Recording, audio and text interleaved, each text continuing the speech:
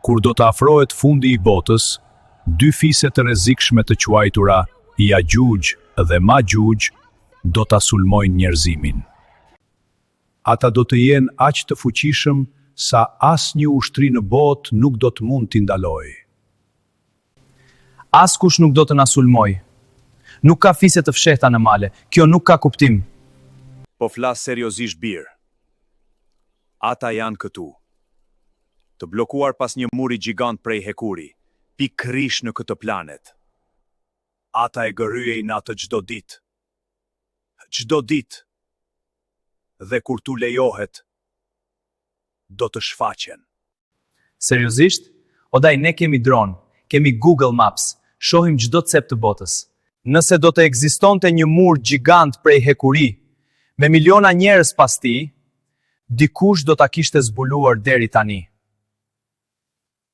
Është thjesht një përall e vjetër. Nëse Google Earth nuk e sheh, atëherë duhet të jetë e rreme. Kështu mendojnë shumë njerëz sot. Ne u besojmë aq shumë telefonave tanë, sa mendojmë se teknologjia njerëzore di gjithçka. Ne besojmë se nëse një kamer nuk e sheh diçka, atëherë ajo nuk ekziston. Por shiko çfarë na tregon Kurani. Allahu thot se një mbrek i madh i quajtur Dhul Karnein ndërtoi një mur të madh prej hekuri dhe bakri të shkrirë për të bllokuar Ya'jujët dhe Ma'jujët, sepse ata po dëmtonin njerëzit. Ata janë qenie reale njerëzore dhe ndodhen të bllokuar diku në tokë edhe tani. Atëherë pse satelitët tanë nuk mund t'i shohin? Më lejo të jap një shembull shumë të thjeshtë. Imagjino sikur po përdor një kompjuter. Krijuesi i programit mund të fshehë lehtësisht një dosje sekrete.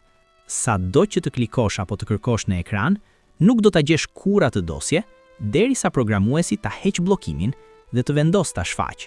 Nëse një programues njerëzor mund të fshehë një dosje në ekran, a nuk mundet Allahu, krijuesi i universit, të fshehë një pjesë toke nga kamerat tona? Allahu kontrollon saktësisht se çfarë syve tanë dhe lenteve tona u lejohet të shohin. Kujto kur profeti Muhammed, paqja qoftë mbi të, po fshihej në shpellë nga armiqtë e tij. Armiqtë qëndronin pikërisht jashtë hyrjes, mjaftonte të shikonin poshtë te këmbët e tyre për ta parë. Por Allahu u averboi syt për ta mbrojtur profetin.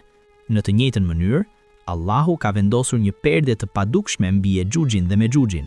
Muri prej hekuri është real dhe fizik, por satelitët tanë janë thjesht të verbër ndaj tij, derisa Allahu të vendosë se ka ardhur koha.